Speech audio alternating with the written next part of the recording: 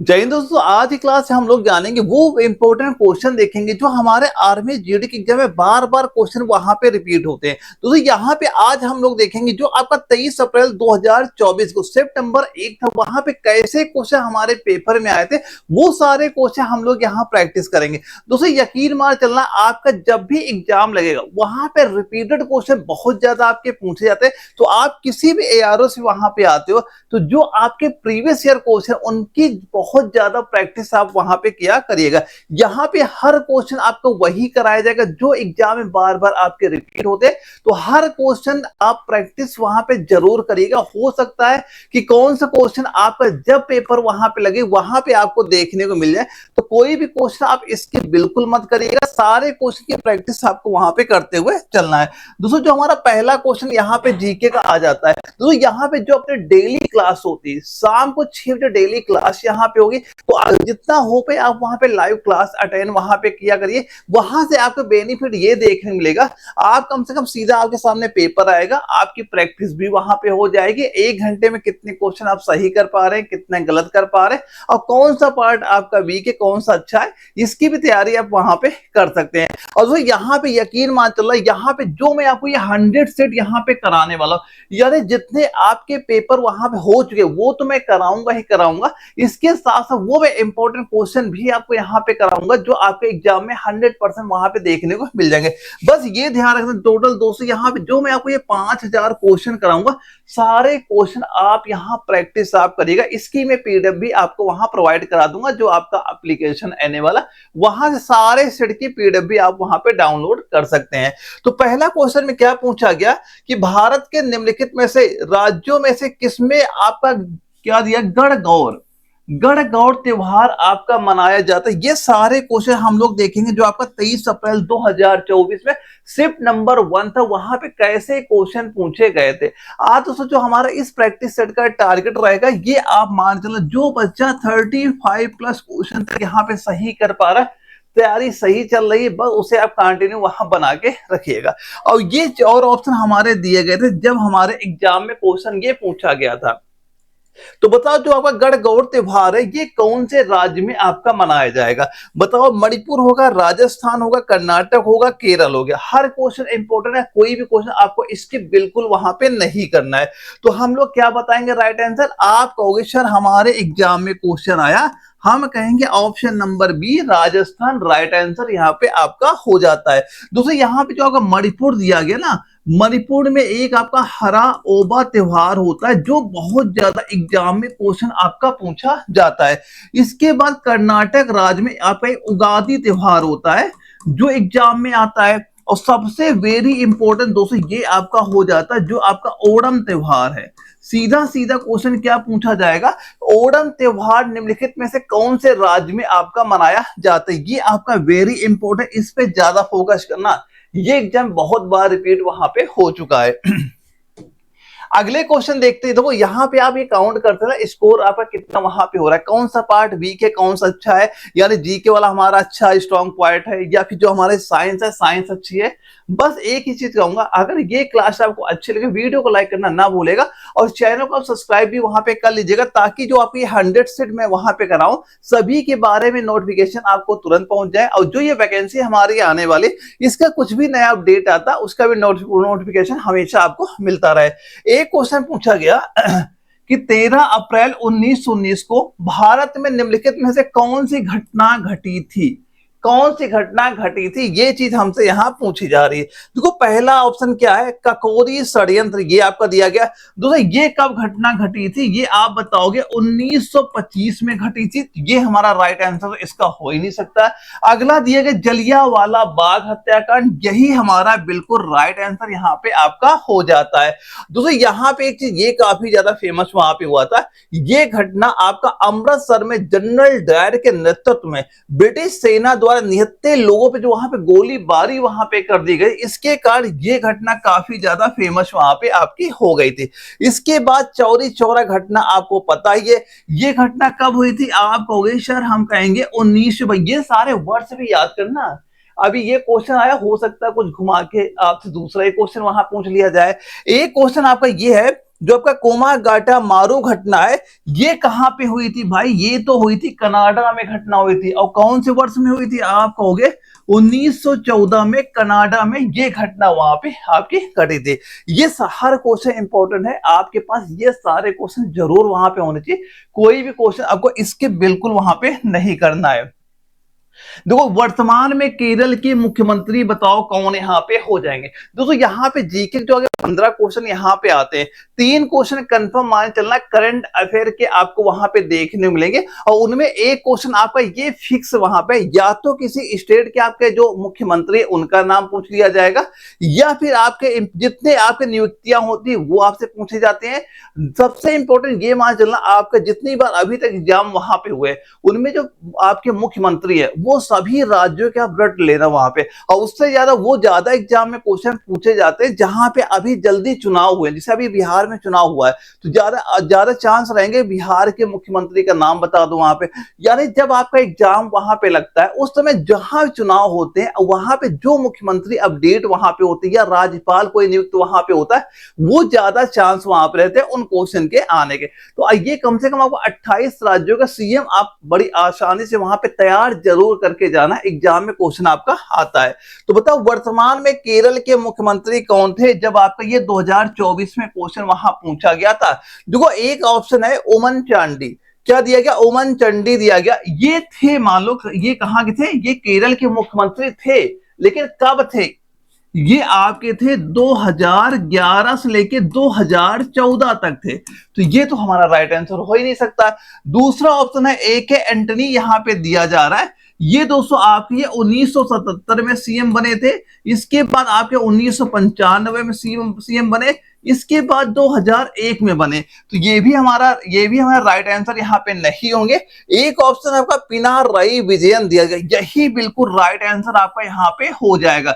दोस्तों पहले क्या था, ये आपके 2016 में सीएम बने थे, इसके बाद 2021 में फिर से ये सीएम वहां पे बन गए थे।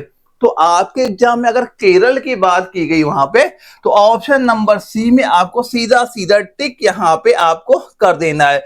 अब इसके बाद वीएस का दिया जा रहा है, ये आपके दोस्तों 2006 से लेके 2011 तक सीएम, ये भी दोस्तों वहां पे आपके हो जाते हैं। अब हम लोग देखते हैं जो हमारा अगला क्वेश्चन, हर क्वेश्चन इंपॉर्टेंट है, सारे क्वेश्चन ध्यान से आप देखते हुए वहां पे चलिएगा। इसमें पूछा गया भारत का पहला नागरिक बताओ कौन यहां पे हो जाता है, कि भारत का पहला नागरिक कौन है?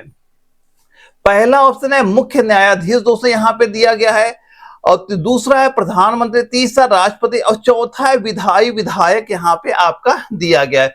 तो भाई जो आपका मुख्य न्यायाधीश होता है ये तो हो ही नहीं सकता। ये आप अगर ये यहां पूछ लिया जाता कि न्यायपालिका का प्रमुख कौन है, तो न्यायपालिका में मुख्य न्यायाधीश हम लोग वहां बता देते।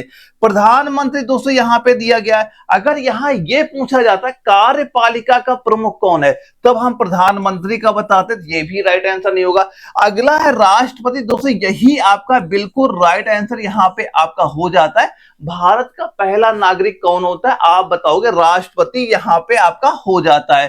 अब अगर ये क्वेश्चन पूछा जाए कि जो आपका राष्ट्रपति होता है ये किस अनुच्छेद के तहत इसका निर्वाचन वहां पे होता है, तो आप अनुच्छेद भी यहां पे याद रखिएगा। अनुच्छेद नंबर आपका 52 के तहत इनका निर्वाचन वहां पे दोस्तों आपका हो जाएगा। और विधायी विधायिका यहां पे दिया गया है, ये आपका राज्य स्तर पर कार्यकर्ता वहां पे हो जाता है। ये भी राइट आंसर नहीं होगा, सीधा क्या कहेंगे, ऑप्शन सी हमारा राइट आंसर यहां पे हो गया। काउंट करते चलना स्कोर क्या आपका हो रहा है। और ये सारे वही क्वेश्चन हैं जो आपके ऑलरेडी एग्जाम में क्वेश्चन पूछे गए हैं और जो बार बार रिपीट वहां पे हुआ करते हैं।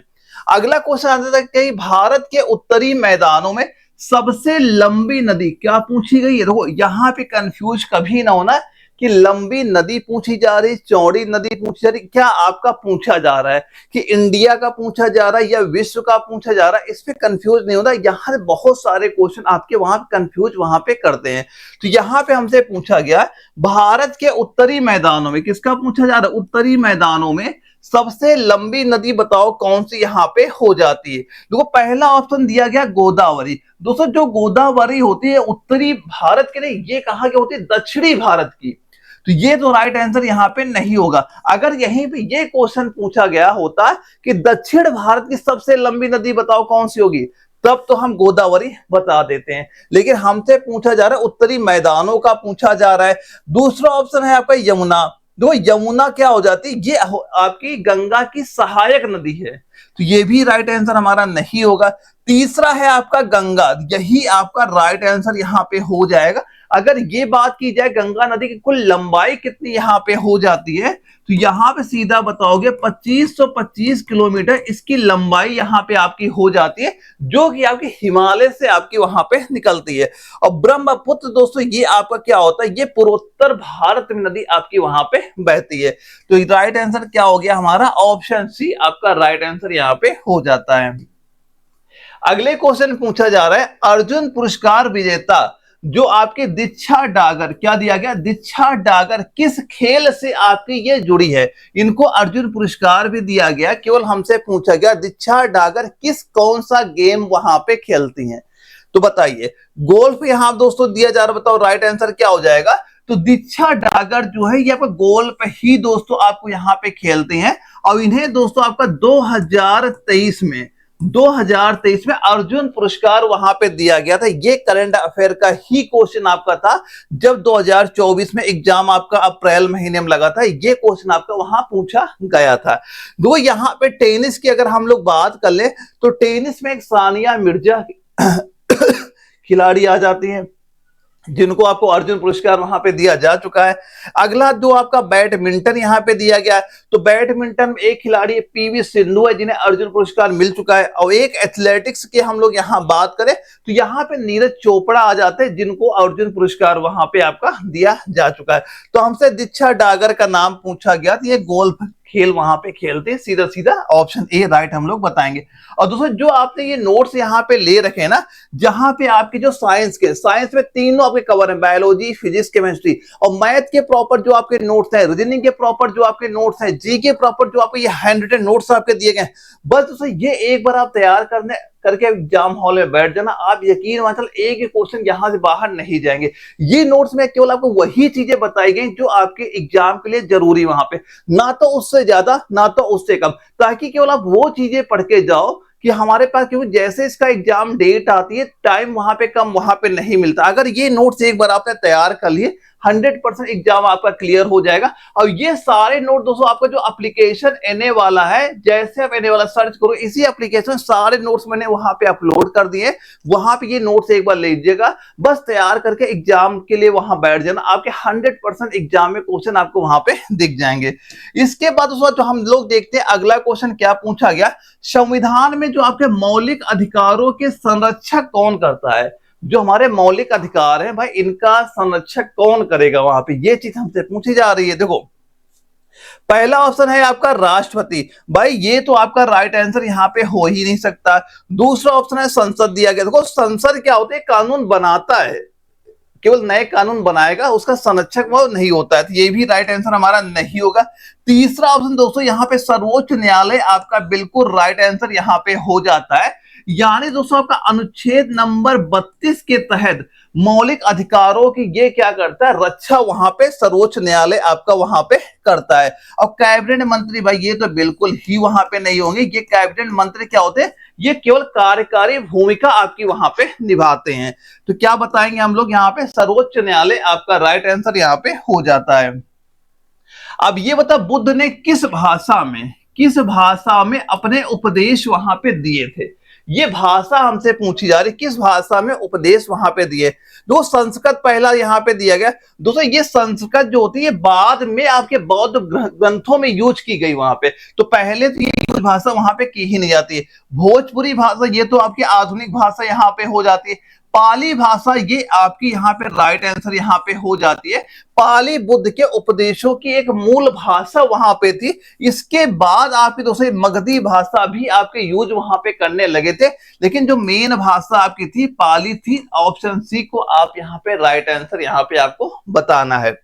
अगला क्वेश्चन हम लोग देखते हैं क्या पूछा गया है, ये बताओ आपका प्लेइंग इट माई वे किसकी आत्मकथा है। दोस्तों जो आपकी आत्मकथा है, जैसे जो स्पोर्ट पर्सन, उनकी आत्मकथा याद करके जानना। और कुछ फेमस बुक आपकी वहां पे आ जाती है, जहां से अक्सर हमारे एग्जाम में क्वेश्चन आपको आते हैं। तो अगर देखो पहला दिया गया एम एस धोनी का नाम यहां पे दिया जा रहा है, तो एम एस धोनी के दोस्तों क्या बुक का नाम हो जाता है, अनपरफेक्टेड हो जाता है। क्या हो जाएगा, अनपरफेक्टेड होता है, तो ये राइट आंसर यहां पे नहीं होगा। राहुल द्रविड़ की बुक का नाम क्या हो जाता है, टाइमलेस स्टील। अगर पूछा जाए राहुल जो आपके द्रविड़ यहाँ पे हुए, इनकी आत्मकथा का नाम बता दो। यहाँ पे राहुल द्रविड़ की क्या बताओगे, यहाँ बताएंगे टाइमलेस स्टील हो जाएगा। सचिन तेंदुलकर दोस्तों इसका बिल्कुल राइट आंसर क्या बताओगे, ऑप्शन सी आपका हो जाएगा। और युवराज सिंह की आत्मकथा की बात की जाए तो क्या बताओगे, the test of my life. इनकी आत्मकथा युवराज सिंह की वहां पे हो जाती है। तो प्लेइंग इट माई वे का हमसे पूछा गया है, क्या बताएंगे, सचिन तेंदुलकर का नाम हम लोग यहाँ पे बताएंगे। अब दोस्तों यहाँ पे सचिन तेंदुलकर की बात चल रही है, तो एक चीज ये ध्यान रखना, ये बुक अगर पूछी जाए कब प्रकाशित यहाँ पे हुई थी, तो आप बताओगे 2014 में ये आपकी बुक वहां पे प्रकाशित आपकी हुई थी। अब एक क्वेश्चन ये भी कोई एग्जाम में पूछा गया था कि उस खिलाड़ी का नाम बताइए जिसने 100 शतक वहां पे बनाए हैं, तब भी आप सचिन का नाम भी वहां पे आपको पता होना चाहिए। अगला क्वेश्चन यह आता है, जनगणना 2011 के अनुसार किस राज्य का लिंगा अनुपात, किस राज्य का लिंगा अनुपात आपका सबसे कम वहां पे हो जाता है। कब की जनगणना पूछी जा रही है, 2011 की जनगणना के अनुसार। देखो पहला ऑप्शन दिया गया पंजाब, यहां पे दिया गया। अगर पंजाब की लिंगा अनुपात की हम लोग बात करें, ये हो जाएगा 895 दोस्तों यहां पे हो जाता है। देखो यहां पे क्या होता है, 895 मतलब ये होता है कि 1000 पुरुषों में कितनी महिलाएं हैं, ये आपका लिंगा अनुपात, ये चीज यहाँ पे पूछा जा रहा है। अगर हरियाणा राज्य के हम लोग बात कर लें तो यहाँ पे क्या हो जाएगा, यहाँ पे हो जाएगा आपका 879 हो जाता है। उत्तर प्रदेश की दोस्तों हम लोग बात कर ले, यहाँ पे लिंगा अनुपात 912 आपका होता है। बिहार राज्य की बात कर ले, यहाँ पे 918 आपका यहाँ पे हो जाता है।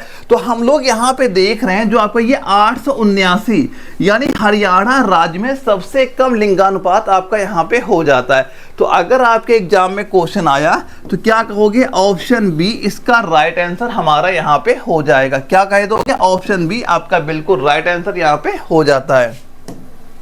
चलिए हम लोग देखते हैं अगला क्वेश्चन आता है कि खेतड़ी जो खदानें हैं, कौन सी खदानें, खेतड़ी खदानें किस राज्य में आपकी वहां पे स्थित हो जाती हैं। पहला ऑप्शन दिया गया आपका उड़ीसा। देखो उड़ीसा किस लिए फेमस आपका होता है, ये आपका जो लौह अयस्क होते हैं, ये लौह अयस्क के लिए दोस्तों ये आपका फेमस होता है। ये आपका राइट आंसर यहाँ पे नहीं होगा। तो ये जो खेतड़ी खदानें है दोस्तों, ये आपके राजस्थान में, क्या बताओगे, ये आपकी राजस्थान आपका राइट आंसर यहाँ पे हो जाता है। और दोस्तों जो आपका बिहार हो गया, बिहार में हम लोग क्या बताएंगे भाई, बिहार जो होता है ये आपका कोयला खनन के लिए फेमस यहाँ पे हो जाता है। उत्तर प्रदेश दोस्तों कई सारे आपकी खदानें वहां पे हो जाती है, लेकिन आपके खेतड़ी खदान केवल राजस्थान में ही वहां पे आपकी होती है। तो क्या कहोगे, राजस्थान, ऑप्शन बी आपका राइट आंसर यहां पे हो जाता है।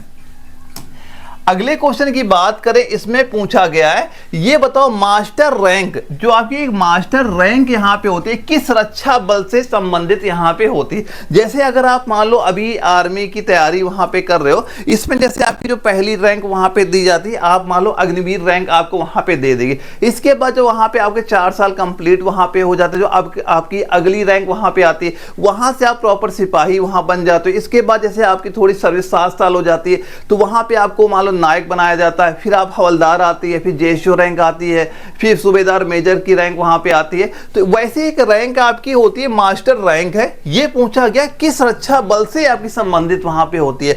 तो ये जो मास्टर रैंक होती है, ये दोस्तों की भारतीय नौसेना यानी नेवी से संबंधित हो जाती है। तो कब क्या बताओगे, ऑप्शन बी आपका राइट आंसर यहां पे हो जाता है। ये क्वेश्चन दोस्तों सारे वही हैं जो आपके एग्जाम में क्वेश्चन पूछे गए, इनकी प्रैक्टिस अच्छे से आपको वहां पे करनी है।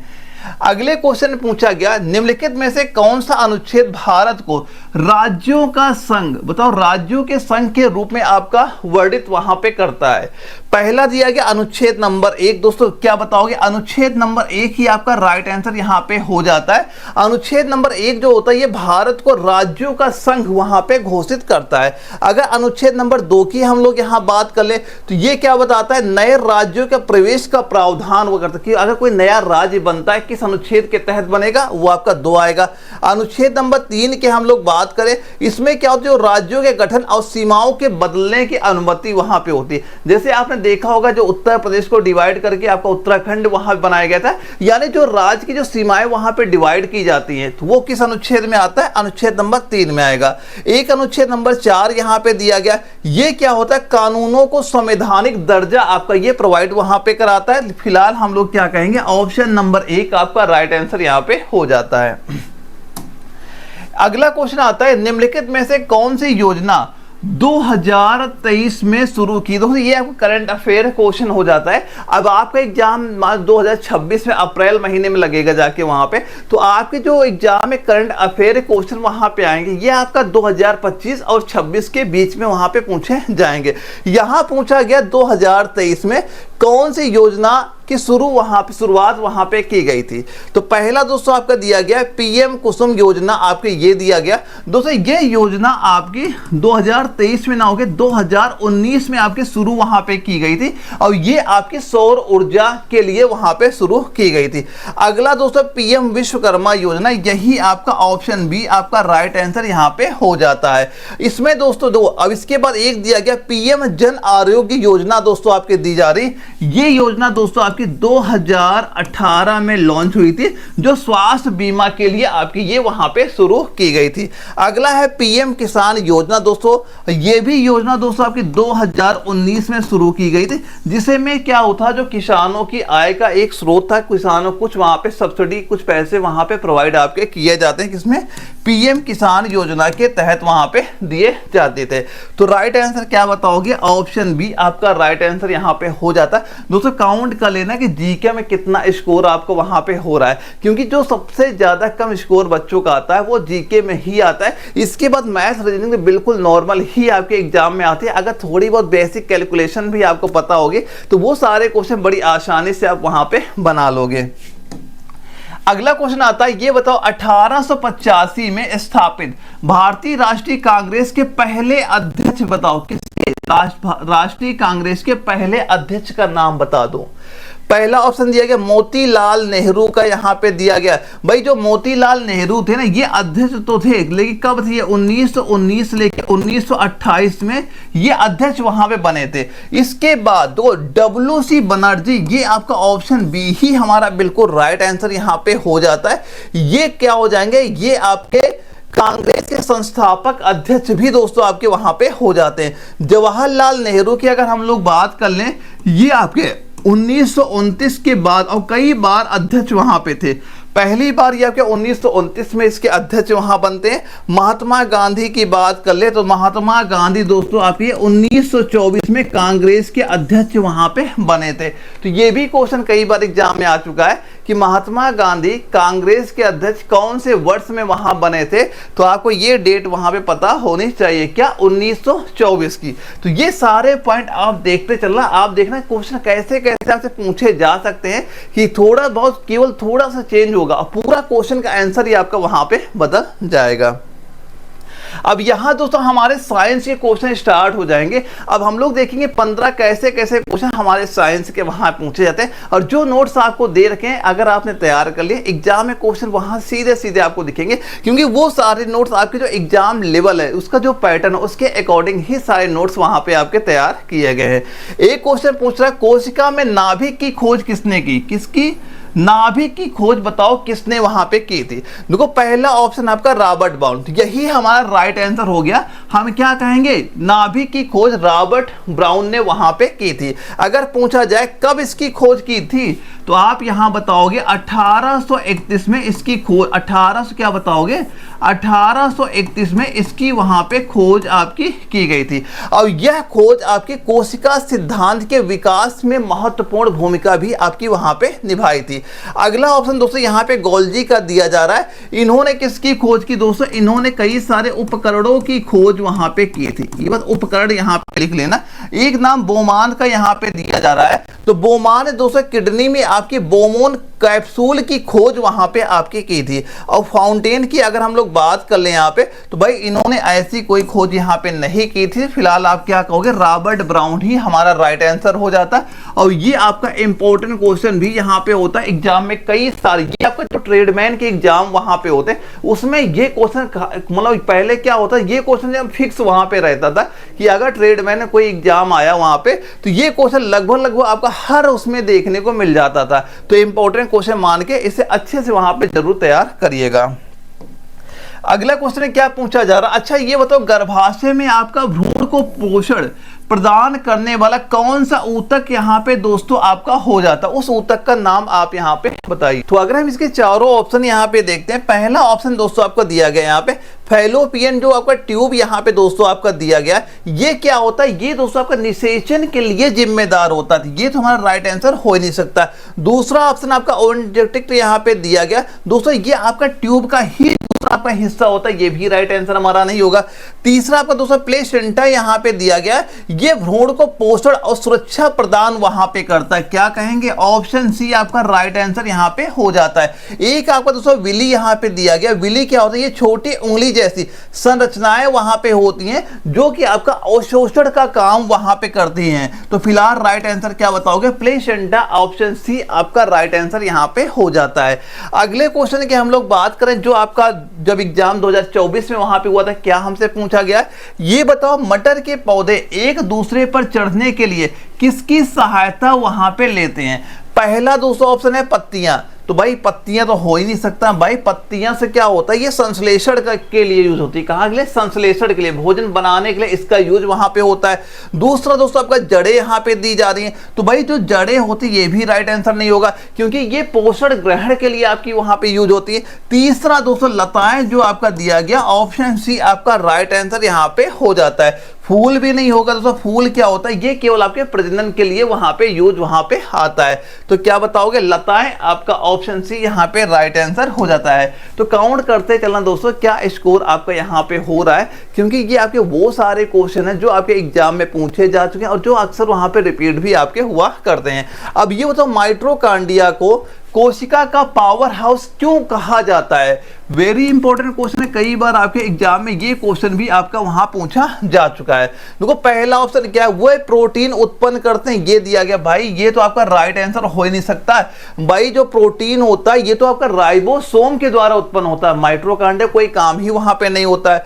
दूसरा ऑप्शन दिया गया प्रकाश उत्सर्जन, ये आपका दोस्तों फोटोसिंथेसिस में होता है, ये भी आपका राइट आंसर नहीं हो सकता है। तीसरा है उनके पास अपना डीऑक्सीराइबोन्यूक्लिक एसिड होता है, भाई ये भी आपका राइट आंसर नहीं होगा। तो अगला क्या हो जाएगा, जो आपका माइटोकॉन्ड्रिया होती है ये आपका एटीपी जो यहां पे दिया जा रहा है, ये आपका एटीपी उत्पादन वहां पे करता है। इसी वजह से आपका राइट आंसर क्या बताओगे, ऑप्शन डी हमारा राइट आंसर यहां पे हो जाता है। ये क्वेश्चन कई बार एग्जाम में आया है। सीधा सीधा एक बार ये भी क्वेश्चन पूछा जाता है कि ये बताओ निम्नलिखित में से पावर हाउस किसे वहां पे कहा जाता है, तब भी आप माइटोकॉन्ड्रिया का नाम ही आप वहां पे बताओगे।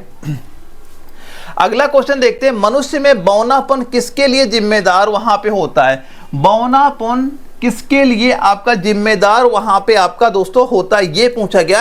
पहला ऑप्शन जो आपका दिया गया थायरॉक्सिन, थायराइड यहां पे दिया गया, ये दोस्तों जो आपका स्रावित होता है और ये क्या होता है जो आपके चयापचय नियंत्रित वहां पे करता है। तो बौनेपन से कोई इसका मतलब ही वहां पे आपका नहीं होता है।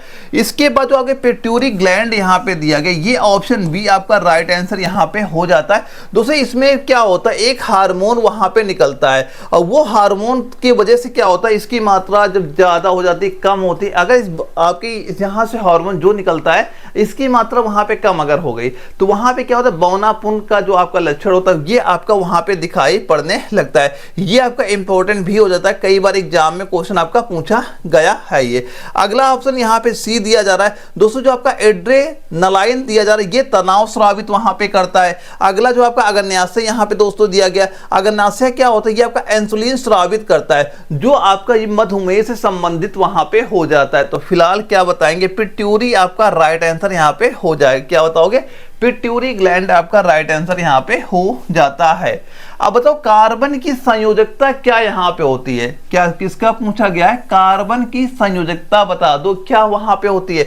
तो हमें ये पता है कि जो आपका कार्बन होता है इसका परमाणु क्रमांक आपका 6 वहां पे होता है। अगर इसके इलेक्ट्रॉनिक विन्यास हम लोग मान लो ऐसे ही कर ले तो ये आपका एक 2 हो जाएगा, एक 4 हो जाएगा। अब बताओ जो कार्बन में बाह्यतम कक्ष में कितने इलेक्ट्रॉन हो गए, 4 यहाँ पे हो गए। या तो ये 4 इलेक्ट्रॉन देगा या उन्हें लेगा। तो इसमें ये पूछा गया है संयोजकता कितनी यहाँ पे हो जाएगी, भाई यही तो संयोजकता आपकी यहाँ पे हो जाएगी। तो सीधा सीधा कह दोगे ऑप्शन नंबर डी आपका राइट आंसर यहाँ पे आपका हो जाता है। क्या बताओगे, ऑप्शन डी आपका यहाँ पे राइट आंसर यहाँ पे हो जाएगा। अगला क्वेश्चन ये था मोमबत्ती के जलने की जो प्रक्रिया में क्या शामिल है, मोमबत्ती के जलने की प्रक्रिया में क्या आपका शामिल होता है, ये चीज हमसे पूछी जा रही है। पहला क्या दिया गया ये बताओ कि केवल भौतिक आप देखो जो आपकी मोमबत्ती का जलना, पहले यही आप यहाँ पे ध्यान से देखना दोस्तों। जो आपकी ये मोमबत्ती यहाँ पे जब भी वहां पे जलती है इसमें क्या होती है, मोमबत्ती जो इसे पिघलती है, अगर मोमबत्ती वहां जल रही है तो पिघल भी रही है, तो जलते जब मोमबत्ती पिघलती है वो क्या हो जाता है, भौतिक परिवर्तन वहां पे हो जाता है। और जो मोमबत्ती जल गई उसमें क्या होता है, रासायनिक परिवर्तन वहां पे होता है। तो इसमें अगर जो आता है मोमबत्ती के जलने की प्रक्रिया में क्या आपका शामिल हो जाएगा, तो यहां पे सीधा बताओगे इसमें भौतिक और रासायनिक ये दोनों अभिक्रियाएं यहां पे होती है। आपने भी देखा होगा जो मोमबत्ती वहां पे जलती है तो जलते जलते पिघलती भी है और पूरी जलती भी है। तो मोमबत्ती जलने में दोनों आपकी अभिक्रियाएं वहां पे आपकी हो जाती हैं। अगले क्वेश्चन की बात करें, ये बताओ चींटी के डंक में कौन सा अम्ल आपका मौजूद वहां पे होता है। दोस्तों कई सारे बच्चे ये पूछ रहे हैं सर हम कितना स्कोर वहां पे करें कि हमारा सिलेक्शन वहां पे हो जाए, कि हमें डाउट ये ना रहे वहां पे कि जब हम एग्जाम में बैठे हम उतना स्कोर अपना ऑलरेडी पहले से करके बैठे कि ये हमें ना हो कि सर हम फिजिकल भी पास कर लें, मेडिकल भी क्लियर कर लें, तो हमारा एग्जाम जो फाइनल लिस्ट वहां पे हमारा नाम देखने को ना मिले। तो दोस्तों ये मान चलना है, देखो फिजिकल क्या रहता है वो आप पे वहां पे डिपेंड होता है। अगर ये मान के चलो अगर आपने अपना फिजिकल मान लेते हो, अगर 100 का आपने फिजिकल वहां पे मान लिया, ठीक है, अब फिजिकल मारने के बाद इसके बाद जब आपने एग्जाम वहां पे दिया, एग्जाम ये मान चलना अगर आपने मान लो 80 नंबर ले आते हैं, यानी 40 क्वेश्चन आपने सही किए, आपके टोटल ये नंबर आपके 80 यहाँ पे हो गए। तो दोस्तों कोई बच्चा अगर 180 नंबर लेके आ गया भाई उसे कोई डाउट ही नहीं वहाँ पे। और ये 40 क्वेश्चन इस पेपर में सही करना बड़ी बात बिल्कुल नहीं है। पेपर में जो चीज़ें मैंने बता रखी हैं बस वो आप वहाँ पे तैयार करना। भाई ऐसे ऐसे बच्चे हैं जो 50 के 50 पूरे क्वेश्चन वहाँ पे सही करके आते हैं। बस आप मेहनत करते रहो, जो चीज़ें आपको बताई जा रही है उस पर फोकस करो और वही चीज तैयार करना। आप जब एग्जाम हॉल में बैठोगे वहां सीधे सीधे क्वेश्चन आपको वहां पे देखने को मिल जाएंगे, लेकिन बस जो चीजें बताई जा रही हैं उसी को फोकस करते आपको तैयारी वहां पे करनी है। तो यहां बताओ चींटी के डंक में कौन सा आपका अम्ल मौजूद वहां पे होता है। दो टार्ट्रिक अम्ल क्या हो, ये तो राइट आंसर हो ही नहीं सकता है। टार्ट्रिक अम्ल क्या होता है, ये अंगूर में पाया जाता है। और मेथेनोइक अम्ल यही आपका राइट आंसर यहां पे आपका हो जाता है, जो का चींटी डंक का प्रमुख घटक आपका वहां पे हो जाता है। लैक्टिक अम्ल यहां पे दिया जा रहा है, ये आपका दूध में पाया जाता है। एक आपका एसिटिक अम्ल दिया गया, ये कहां पाया जाएगा, ये आपका सिरके में मौजूद वहां पे हो जाता है। तो हम क्या बताएंगे, मेथेनोइक अम्ल आपका राइट आंसर यहां पे हो जाता है। अगला क्वेश्चन आता है निम्नलिखित में से कौन सा धाल चाकू से काटा जा सकता है, यानी इतना मुलायम होता है उसे चाकू से भी वहां पे काट सकते हैं। पहला आपका एल्यूमिनियम यहाँ पे दिया जा रहा है। देखो एल्यूमिनियम क्या होता है, बहुत ही कठोर होता है भाई, चाकू से नहीं काट पाओ, चाकू यहाँ पे टूट जाएगी। अगला यहाँ पे क्या प्लेटिनम यहाँ पे आपका दिया जा रहा है, भाई ये भी बहुत कठोर भी होता है, बहुत महंगा भी होता है, ये भी राइट आंसर नहीं होगा।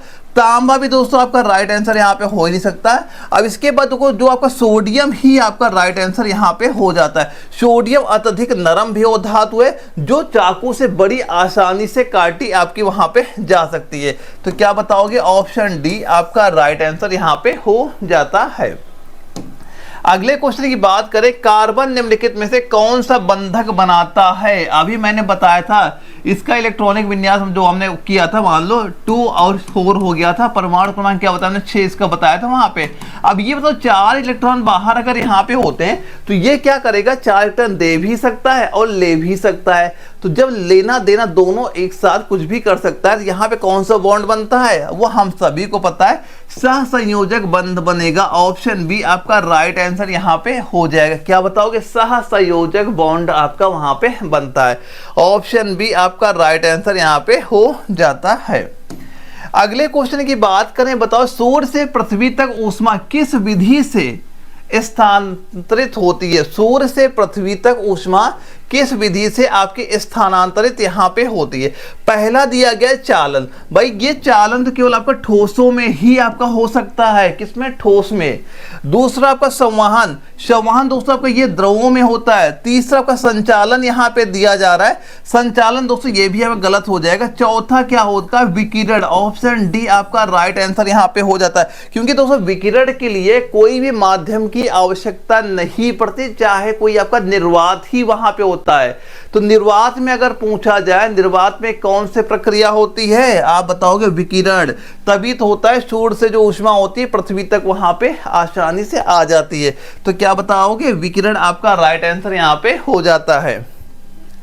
अब ये बताओ तापमान बढ़ने पर आयतन पर क्या प्रभाव पड़ता है? अगर तापमान बढ़ वहां पे जाए तो उसका जो आयतन होता है, आयतन पे क्या प्रभाव वहां पड़ेगा? पहला ऑप्शन दिया गया बढ़ता है। बताओ राइट आंसर क्या हो जाएगा? जाहिर सी बात है, अगर तापमान बढ़ेगा तो उसका आयतन तो बढ़ ही जाता है। ऑप्शन ए आपका बिल्कुल राइट आंसर हो जाएगा। अब ये कौन सा नियम यहाँ पे आता है? आपने पढ़ा भी होगा जब आपने 10वीं का एग्जाम वहां पे दिया। एक नियम था, चार्ल्स का नियम था। चार्ल्स के नियम में आपका दिया गया था वहां पे। तो क्या बताओगे? ऑप्शन ए आपका राइट आंसर यहाँ पे हो जाता है।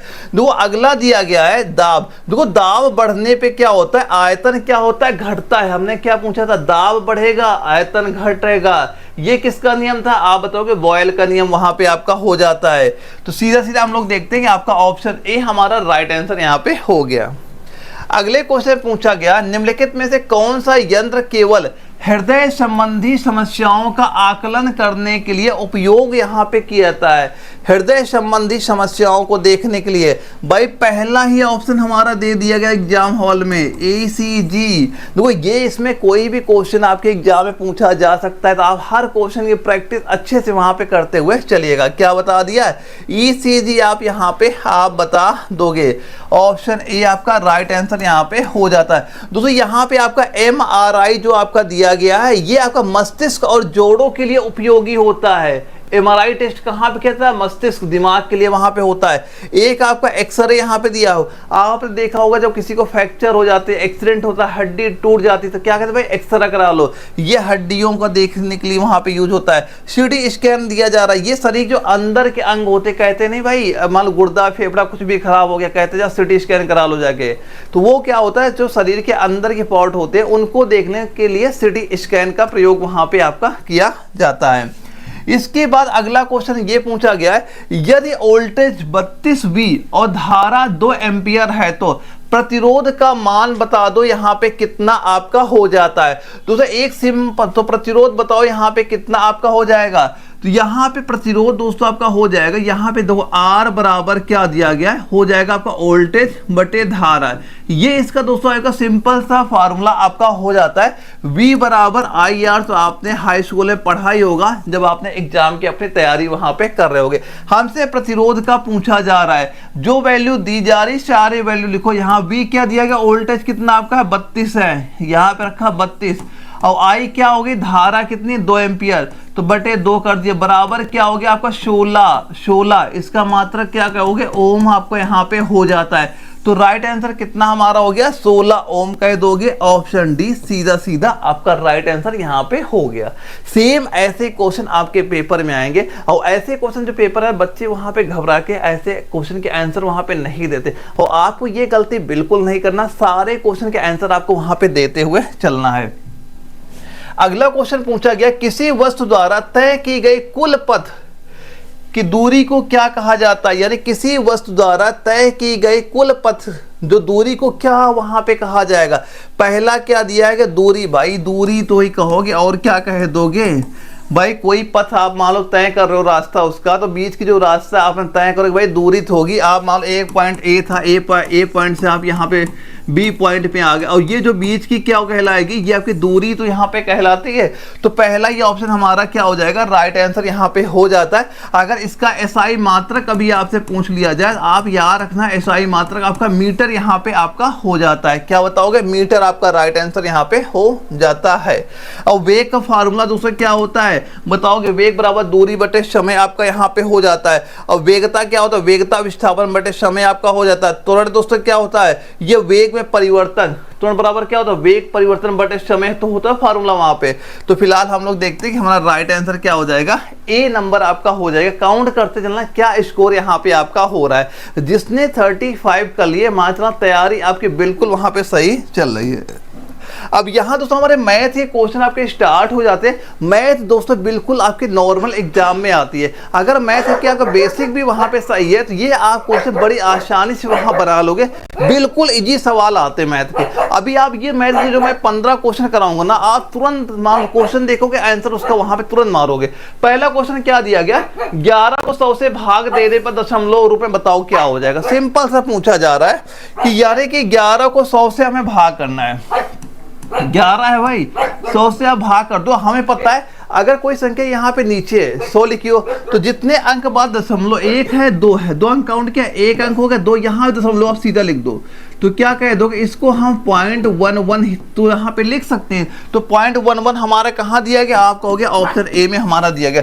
ये वो क्वेश्चन है जो आपके ही एग्जाम में क्वेश्चन पूछे गए, तो आपको बिल्कुल वहाँ परेशान नहीं होना। ये नहीं सोचना है भाई, देखो आप तैयारी वहाँ पे कर रहे हो, बस आपको पैटर्न पता होना चाहिए, क्वेश्चन का लेवल पता वहाँ पे होना चाहिए, ताकि आप केवल उस लेवल तक पढ़ पाओ जिस एग्जाम की आप वहाँ पे तैयारी करो। जैसे जैसे आपके एग्जाम का लेवल बढ़ाते जाओगे, वैसे आप तैयारी भी अपनी अपडेट वहाँ पे करते रहना। लेकिन फिलहाल जब जिस एग्जाम की तैयारी करो, आप कम से कम उतना तो आपको पता होना चाहिए। अगर आप पूरा दिन मैथ ही वहां पढ़ते जाओगे तो आपका जीके हो गया, साइंस हो गया, ये कैसे आप वहां पे कवर कर पाओगे।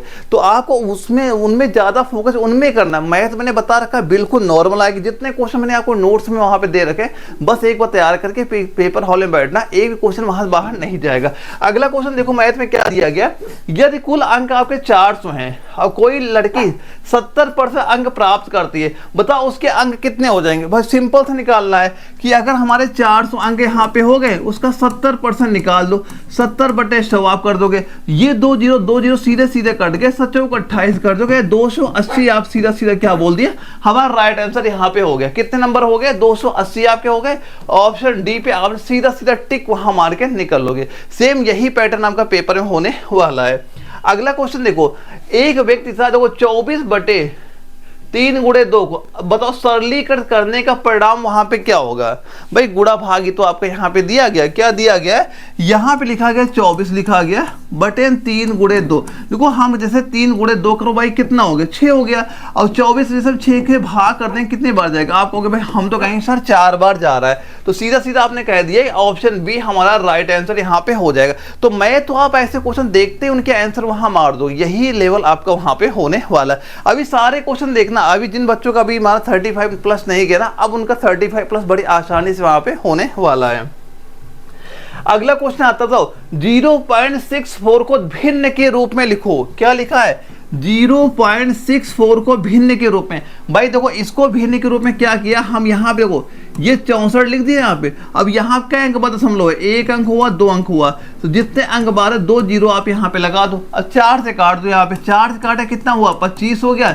4 से काटो 4 के 4, 4 से 24, तो कितना हो गया 16 बटे 25 आपका राइट आंसर हो गया। आपने कहा सीधा ऑप्शन नंबर जो बी हमारा यहाँ पे दिया गया 16 बटे 25, ये हमारा क्या हो जाएगा, भिन्न का रूप यहाँ पे हमारा हो जाएगा।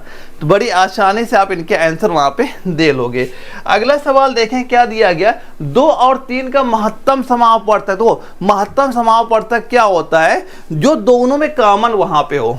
बताओ जैसे यहाँ पे 2 लिखा गया, यहाँ पे 3 लिखा गया, इसके कोई गुणनखंड आप कर सकते हो, भाई नहीं कर सकते। इसको हम केवल क्या 2 गुणे 1 ही तो लिख सकते हैं यहाँ पे, या इसको क्या लिख सकते हो आप 3 गुणे 1 ही तो लिख सकते हो। बताओ दोनों में कॉमन क्या दिख रहा है, आप कहोगे हमें केवल सर 1 ही यहाँ पे दिख रहा है, तो हम कहेंगे इसका माशापा महत्तम समापवर्तक कितना हो जाएगा, 1 यहाँ पे हो जाएगा। तो ऑप्शन नंबर सी सीधा सीधा आपका राइट आंसर यहाँ पे बन जाता है। ये दोनों संख्या में जो चीज आपकी कॉमन होती है वही आपका महत्तम समापवर्तक हमारा वहां पे होता है। वहां पे अगला क्वेश्चन की बात कर ले, इसमें क्या दिया गया, 100 और 200 का औसत बता दो क्या होता। तो औसत का फार्मूला हमारा क्या था वहां पे, कुल पदों का योग बटे पदों की संख्या। तो यहाँ पे क्या दिया गया, कुल पदों का योग, यहाँ पे एक संख्या 100 है, एक आपकी 200 है, तो कुल पदों का योग हो गया। पदों की संख्या, संख्या कितनी है, एक संख्या दो संख्या, दो हो गई यहाँ पे, तो बराबर क्या हो गया, 200 जोड़ा ये 300 हुआ, 300 बटे आप 2 किया, ये कितना हो जाएगा भाई, 150 होगा, 300 का आधा 150 हो जाता है। तो आप कहोगे सर, हम कहेंगे ऑप्शन ए हमारा राइट आंसर सीधा सीधा यहाँ पे हो गया, ऑप्शन ए आपका राइट आंसर हो जाता है।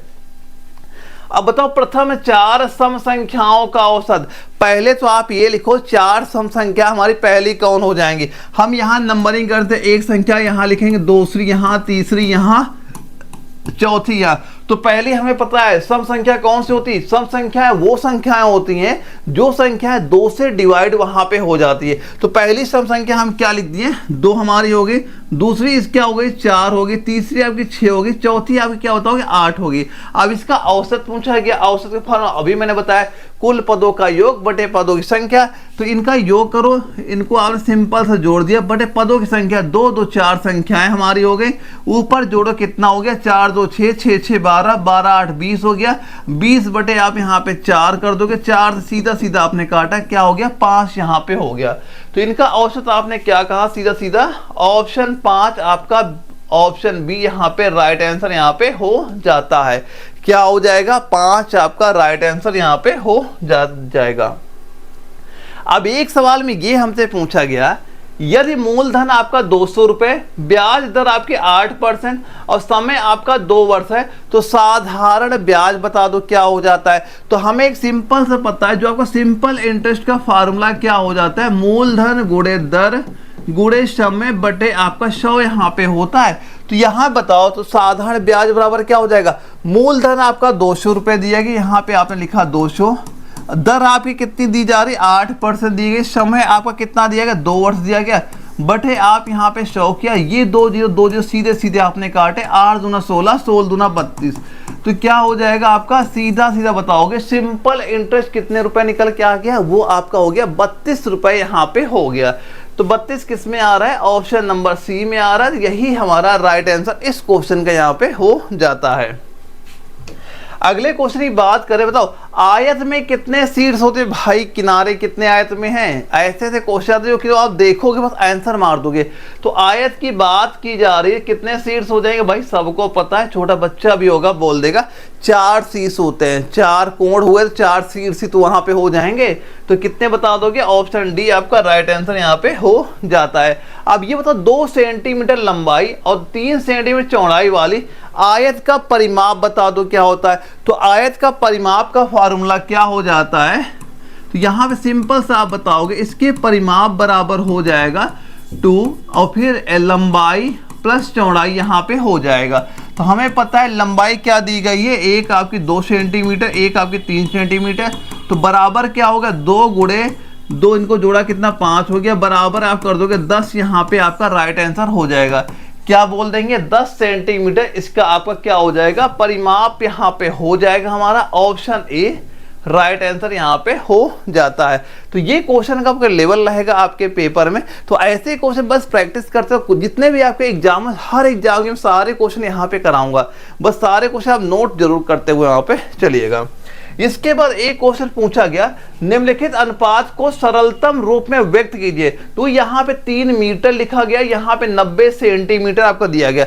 आप एक को डिवाइड एक ही में बदल लो, या तो जो आपका मीटर में है इसको आप सेंटीमीटर में कर लो, या फिर ये सेंटीमीटर में है आप इसको मीटर में बदल लो, बस वही आपका आंसर वहां पे हो जाता है। अब हमें ये पता है जो 3 मीटर है, तो 3 मीटर में कितने सेंटीमीटर होते हैं भाई, 100 से गुणा कर देंगे, हम बताएंगे 300 हो गया। तो ये आपका 300 यहाँ पे हो गया, और आगे क्या लिखा आपका 90 लिखा हुआ है। अब इसका रेशियो ही आपका पूछा गया, 0 से 0 आपने काट दिया, 3 से काटा यहाँ पे 10 हुआ, 3 से इसे काटा 3 तरह का 9 हो गया। तो आप सिंपल से क्या कह दोगे, ऑप्शन नंबर सी आपका 10:3 जो यहाँ पे दिया गया है, ये आपका रेशियो यहाँ पे आपका बन जाता है। तो क्या कह दोगे, ऑप्शन सी हमारा बिल्कुल राइट आंसर इस क्वेश्चन का यहाँ पे हो जाता है। इसके बाद एक अगला सवाल है, इसमें क्या पूछा जा रहा है, ये बताओ यदि व्यक्ति ए 15 दिन में कार्य पूरा करता है तो 6 दिनों में कार्य कितना परसेंटेज पूरा हो जाएगा। भाई जाहिर सी बात है, अगर कोई व्यक्ति ए हो गया, अगर ये पूरा काम को करने में कितना टाइम ले रहा है, पूरा काम करने में ले रहा है 15 दिन का समय यहाँ पे ले रहा है, तो एक दिन में कितना काम कर रहा होगा, तो एक दिन में ये 1/15 काम करेगा वहां पे। हमसे पूछा गया बताओ 6 दिन में कार्य का कितना प्रतिशत, एक दिन में एक काम हुआ, तो हमें पता है 6 दिन में क्या हो जाएगा, 6/15 काम कर लेगा। और परसेंटेज पूछा गया है तो गुणे सिंपल से हम क्या कर देंगे, 100 से यहाँ पे गुणा आप यहाँ पे कर दोगे। आप काटो जो कट जाए, 3 से 5 से काटो, 5 से 15 हो गया, 5 दूना 10 यहाँ पे हुआ, 3 से काटा कितनी बार जाएगा, 3 दूनी 6 होगा, 20 गुणे 2 किया, सिंपल सा 40% काम वो 6 दिन में वहां पे कर लेगा। तो क्या बताओगे राइट आंसर, ऑप्शन बी आपका 40% यहाँ पे राइट आंसर हमारा हो जाता है। अगले सवाल की अगर हम बात करें, क्या दिया गया यहाँ पे, ये बताओ 100 के वर्ग में कितने शून्य वहां पे हो जाएंगे। भाई जाहिर सी बात है, 100 का वर्ग अगर आपसे पूछा गया है तो इसका मतलब क्या होगा, 100 गुणे 100 आपका हो जाएगा, 100 गुणे 100 तो कितने जीरो, 1 हो जाएगा, 2 जीरो ये यहाँ पे लग जाएंगे यहाँ पे। तो बताओ कितने जीरो हो जाएंगे, 1 2 3 4 जीरो हो गए, जीरो आप जोड़ लीजिए तो आप कहोगे भाई 100 के वर्ग में 4 जीरो हमारे वहां पे हो जाते हैं। अगला क्वेश्चन आता है, यदि 10 व्यक्ति 20 दिन में कार्य पूरा करते हैं तो 5 व्यक्ति को उसी कार्य को पूरा करने में कितने दिन वहां पे लग जाएंगे। तो यदि 10 व्यक्ति 20 दिन में कार्य पूरा करते हैं तो हम लिख देते हैं भाई 10 व्यक्ति हो गए, पूरे काम कर रहे हैं 20 दिन में यहाँ पे कर रहे हैं। अब आगे क्या बोला गया, 5 व्यक्ति को हम मान लेते हैं x दिन वहां पे लग जाएंगे। 5 व्यक्ति अगर वही काम करते हैं, हम कहते हैं भाई x दिन वहां पे लगते हैं। भाई इसी x का मान यहाँ पे निकाल दो, तो x बराबर क्या हो गया, 10 गुणे 20 बटे आप 5 कर दोगे, 5 से काटो 5 दूना 10 हुआ, 20 गुणे 2 कर दो कितना हो जाएगा, 40 हो जाएगा। तो आप क्या कह दोगे, 40 दिन लग जाएंगे अगर वही काम 5 व्यक्ति वहां पे करते हैं। तो ऑप्शन नंबर सी आपको सीधा सीधा राइट आंसर वहां पे बता देना है। अब अगले क्वेश्चन हम लोग देखते हैं, क्या दिया गया, वह संख्या क्या है जो 8 घटाने पे 26 के बराबर वहां पे हो जाती है। ये क्वेश्चन आपके पूछे गए, ये सवाल तभी जो कटाव बोलते हैं बच्चे 180 वहां पे जा रही, किस लिए जाती है, क्योंकि आपका एग्जाम का लेवल ये वहां पे रहता है। आपको ऐसे क्वेश्चन तैयार करने जो आपके एग्जाम लेवल के जैसे वहां पे हो, आप पेपर बैठोगे ऐसे क्वेश्चन वहां पे दिखोगे, और आप मान लो मैथ ही वहां पढ़ते जाओगे, और आपके जिस पे फोकस करना चाहिए, मेन फोकस आपको जीके हो गया, साइंस में अच्छी पकड़ बना के वहां पे चलना है, मैथ हो गया, रीजनिंग हो गया, ये बिल्कुल नॉर्मल सवाल आएंगे। अगर थोड़ी भी तैयारी कर लोगे ना वहां पे, तो इनका एक भी क्वेश्चन वहां से बाहर नहीं जाएगा। इसमें क्या दिया गया, वह संख्या क्या जो 8 घटाने पर 26 के बराबर वहां पे हो जाती है। ठीक है, हम मानते एक संख्या थी, इसमें अगर हम 8 घटाते ये हमारे 26 के बराबर हो जाती है, तो x बराबर क्या हो गया, आप कहोगे 26 प्लस 8 कर दोगे, इसमें जैसे ही जोड़ो क्या हो गया आपका 34 यहाँ पे हो गया। तो आप क्या कहोगे 34, आपका राइट आंसर कितना हो जाएगा यहाँ पे, ऑप्शन ए सीधा सीधा आपका राइट आंसर यहाँ पे बन गया। अगला क्वेश्चन ये पूछा गया, 40 लोग एक कतार में बाएं ओर, यहां से हमारे रीजनिंग के क्वेश्चन स्टार्ट होते, 5 क्वेश्चन रीजनिंग के आते बिल्कुल इजी, वो भी आपके आएंगे। देखो क्या दिया गया, 40 लोग की एक पग कतार में बाईं ओर से 21वीं स्थिति खड़ा है, तो बताओ दाईं ओर से कितनी कौन से स्थिति वहां पे हो जाता है। भाई इसका सिंपल से एक फॉर्मूला नोट कर लेना, वहां पे फॉर्मूला इसका क्या हो जाता है, एक ये देखो फॉर्मूला होता है इसका, एक कुल व्यक्ति बराबर बाएं से प्लस दाएं से, क्या बाएं प्लस दाएं, अब इसे -1 यहाँ पे हमारा हो जाता था। इसमें क्या दिया गया, देखो कुल व्यक्ति दिया गया, यहाँ पे कितने क्या दिया गया, हमें 40 दिया गया, बराबर बाईं ओर से 21वीं स्थिति है, बाईं ओर से नीचे हमने लिख दिया 21वीं स्थिति, यहाँ पे लिखा प्लस, फिर क्या है वहां पे दाईं ओर से हमसे पूछा जा रहा है, तो हम यहाँ पे दाएं ओर का यहाँ पे डी यहाँ पे लिख दिया, -1 यहाँ पे लिख दो। अब इसी डी का मान आप निकाल दो, वही आपका राइट आंसर सीधा सीधा बन जाएगा। तो हम यहाँ पे क्या हो जाएगा, अब आपका दो ये 21 इसमें आएगा, माइनस में होगा, यानी 40 - 21 हो जाएगा। ये माइनस वाला इधर आएगा, क्या हो जाएगा प्लस यहाँ पे हो गया। अब इसको आप सॉल्व करिए, कितना आपका हो जाएगा, आप कहोगे सर ये तो हमारा 20 वहां पे हो जाता है, यानी दाएं ओर से उसका स्थान क्या हो जाएगा 20 वहां पे कह दोगे।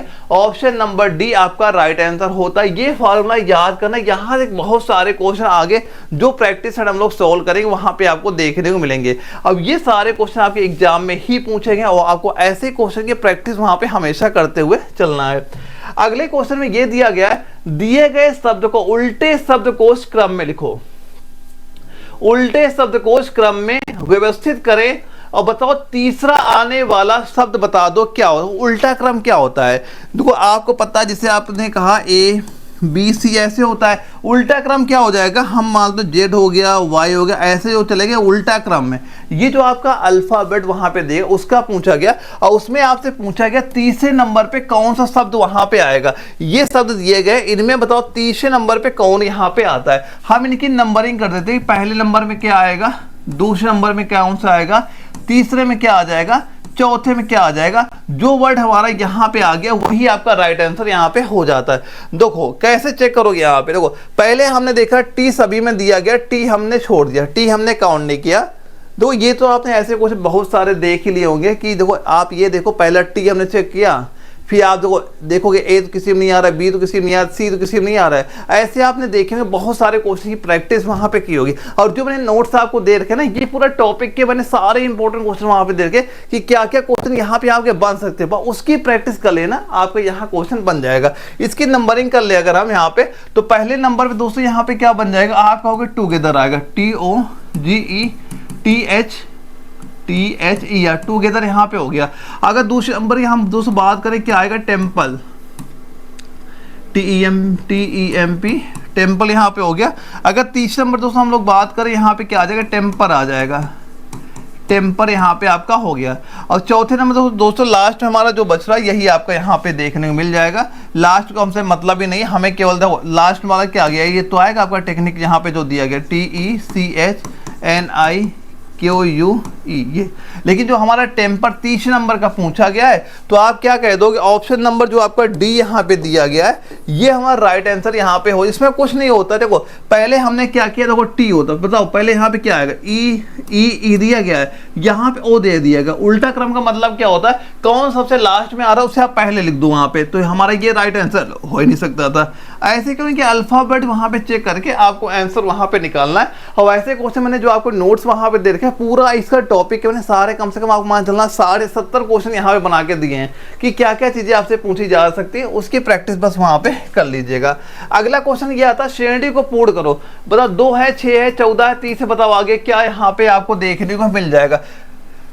दो श्रेणी क्या दी गई यहाँ पे, 1 2 है, फिर यहाँ 6 है, 14 है, फिर यहाँ पे 30 आपको दिया जा रहा है। मतलब यहाँ पे आप ये देख रहे हो, इसमें सीधा सीधा क्या हो रहा है, ये आपका जो अगली संख्या आ रही लगभग आपकी क्या हो रही है, 2 गुना। देखो यहाँ 2 से अगर 6 बताओ कैसे हो जाएगा, इसको 2 से गुणा करो, 2 दूनी 4 और प्लस 2 इसमें आप जोड़ दो। अब यहाँ देखो 6 इसमें क्या किया हमने, 2 से गुणा किया, 6 दूनी 12, 12 में 2 क्या किया आपने जोड़ दिया। यहाँ पे क्या किया, 2 से आपने गुणा किया, 2 इसमें जोड़ दिया। अब यहाँ भी वही चल जाएगा, 2 से गुणा करो, 30 गुणे 2 कर दो यहाँ पे और प्लस 2 कर दो, तो 30 दूना 60 हुआ, और 60 और 2 कितना हो जाएगा, आपको 62 यहाँ पे हो जाता है। तो यहाँ पे क्या बोल देंगे हम लोग, ऑप्शन नंबर सी आपका राइट आंसर यहाँ पे हो जाता है। अब ये देखो सीरीज का एक क्वेश्चन कंफर्म है, इसका एक क्वेश्चन हमेशा ही पेपर में आता है। तो सीरीज में देखो इसमें आपको 6 टाइप के क्वेश्चन वहां पूछे जाते हैं, और वही 6 टाइप पढ़ के बैठ जाना, एक क्वेश्चन कंफर्म हो जाएगा। हर एग्जाम में क्वेश्चन यहाँ पे सीरीज का एक आपसे पूछा जाता है। अगले क्वेश्चन की हम लोग बात करते हैं, ये बताओ निम्न श्रेणी में प्रश्न चिन्ह के स्थान पे कौन सा यहाँ पे आएगा। पहला क्या दिया गया दोस्तों, यहाँ नंबर लिखना, V है, R है, यहाँ पे N है, अब यहाँ पे J। अब यहाँ पूछा गया क्या आपको यहाँ पे देखने को मिल जाएगा। तो आप इनकी नंबरिंग कर लो, अगर इनकी नंबरिंग कर लो तो सारी चीजें आपको आसानी से वहां पे क्लियर। अच्छा यहाँ पे जेड आपका दिया गया, एक शब्द क्या आपका जेड है, यहाँ पे इनके नंबरिंग करो तो जेड देखो किस नंबर पे आएगा, आप कहोगे 26वें नंबर पे आता है। वी किस नंबर पे आता है, आपको तो 22 नंबर पे आएगा। आर आता है दोस्तों आपका 18वें नंबर पे। एन किस में आता है, 14वें नंबर पे आता है। जे किस नंबर, 10वें नंबर पे आता है। अब यहाँ पे देखो कितना गैपिंग हो रहा है, आप करो 4 की गैपिंग यहाँ है, 4 की गैपिंग इधर भी है, 4 की गैपिंग इधर भी है, 4 की गैपिंग इधर ही है, 4 इसमें भी कर दो, क्या आ जाएगा, 6 आ जाएगा। और 6 नंबरिंग क्या होती है आपकी, एफ यहाँ पे होती है, F6। एफ कौन सा नंबर है, ए आपका 1 नंबर पे आता है, बी आपका 2 नंबर पे, तो ऐसे 6 नंबर पे जाओगे क्या दिखेगा आपको, एफ ही तो वहां पे दिखता है। तो हम लोग क्या कहेंगे, एफ आपका राइट आंसर, ऑप्शन बी इसका राइट आंसर हमारा यहाँ पे बन जाता है। इसके बाद अगला क्वेश्चन क्या पूछा गया है, ये बताओ वर्णमाला श्रेणी में बाईं ओर से 9वीं अक्षर क्या है। वर्णमाला श्रेणी में बाईं ओर से 9वीं अक्षर क्या होते हैं, देखो ABCD ऐसे लिखते हैं, ABC ऐसे नंबर लिखते हैं। अब यहाँ ये पूछा गया बाईं ओर से, यहाँ पे जो 9वां नंबर आता है, ये आपका 1 नंबर हुआ, ये आपका 2 नंबर हुआ, ये 3 नंबर हुआ। अब यहाँ पे चलते जाओगे तो आई ही तो आएगा दोस्तों 9वें नंबर पे, क्या कहोगे, आई आपका 9वें नंबर पे आ जाता है। तो हम कहेंगे सर इसका ऑप्शन नंबर बी आपका राइट आंसर यहाँ पे हो जाता है। तो काउंट करना है कितना स्कोर होगा, कमेंट बॉक्स में दोस्तों सारे बच्चे यहाँ बता के वहां पे जाएंगे। और बस जो नोट्स आपको दे रखे हैं, जो आपका एप्लीकेशन एनए वाला नाम से है, तो बस वो नोट्स आप यहाँ पे तैयार कर लीजिएगा। अगर किसी बच्चे कोई वहाँ डाउट भी लगता है, ये मेरा व्हाट्सअप नंबर भी आपके सामने शो कर रहा है, आप मुझे व्हाट्सअप जो भी आपका डाउट हो मुझे बताइएगा, मैं आपका डाउट बिल्कुल वहाँ पे क्लियर आपका कर दूंगा। तो दोस्तों यहाँ पे जो डेली क्लास आपके शाम को 6 बजे वहाँ पे होती है, डेली आप प्रैक्टिस वहाँ पे करते रहना। आपका जब भी एग्जाम लगेगा इसके बाहर क्वेश्चन नहीं जाएगा, लेकिन ऐसे ही क्वेश्चन की प्रैक्टिस आपको हमेशा करते हुए चलना है। और किसी बच्चे कोई आपका डाउट भी होता है तो स्क्रीन में जो व्हाट्सअप नंबर शो कर मुझे व्हाट्सएप पे मैसेज करिएगा, जो भी आपका डाउट होगा मैं बिल्कुल वहां पे क्लियर करा दूंगा। तो ओके दोस्तों, हम लोग मिलते हैं अगली वीडियो में, तब तक के लिए जय हिंद।